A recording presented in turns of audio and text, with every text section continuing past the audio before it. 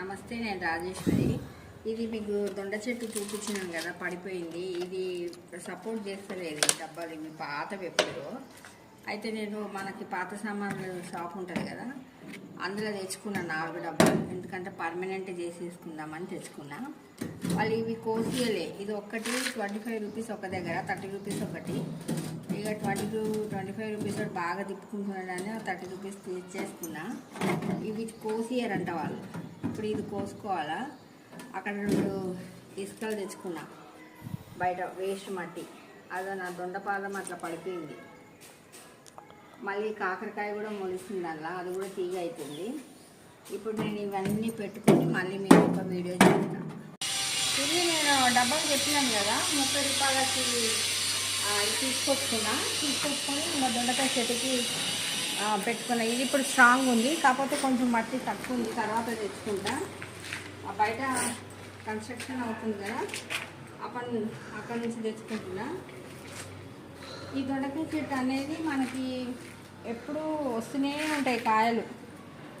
ఒకసారి ప్రూనింగ్ చేసుకోవాలా. అది మనం ఫిబ్రవరి అట్లా ఆ టైంలో ప్రూనింగ్ చేసుకుంటే కాయలు అనేవి వస్తూ ఉంటాయి. ఇలా కాకరకాయ వేసినా కదా, దాన్ని కూడా నేను దీనికి కట్టేసుకున్నా. ఇట్లా మనము వేరే పాదులు, బీరకాయ, కాకరకాయ, ఇప్పుడు కాకరకాయ సొరకాయ కాలేదు, అది పీకేయచ్చు.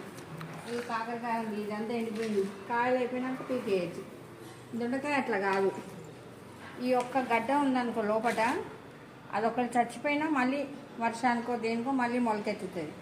ఇది ఏదైనా సరే, మన లోకల్ దొండకాయ అయినా సరే, మామూలు దొండకాయ అయినా సరే తెచ్చుకుంటే మనకి ఒక్కోసారి కూరగాయలు ఉండవు కదా, అప్పుడు చాలా పనికి వస్తుంది దొండకాయ చెట్టు. ఇది మీకు ఇందాక నేను లిక్విడ్ చూపించినాను కదా, ఏది మన బియ్యం నీళ్ళు అనేసి.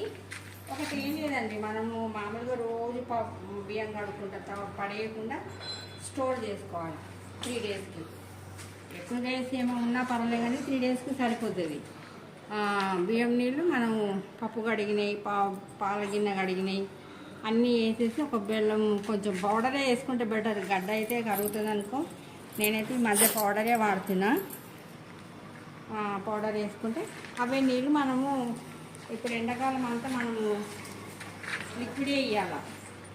అవి ఏమన్నా అవన్నీ పీకి ఇట్లా తోడి అవన్నీ చేసే కంటే అట్లా ఇస్తే వాటికి జల్లి నీళ్ళే కదా, ఎండాకాలం అంతా నీళ్ళే ఎక్కువ పీల్చుకుంటుంది కాబట్టి దానికి పోషకాలు అనేది లభిస్తాయి.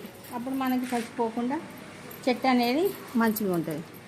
నా వీడియో మీకు నచ్చితే లైక్ చేయండి, షేర్ చేయండి, సబ్స్క్రైబ్ కూడా చేసుకోండి.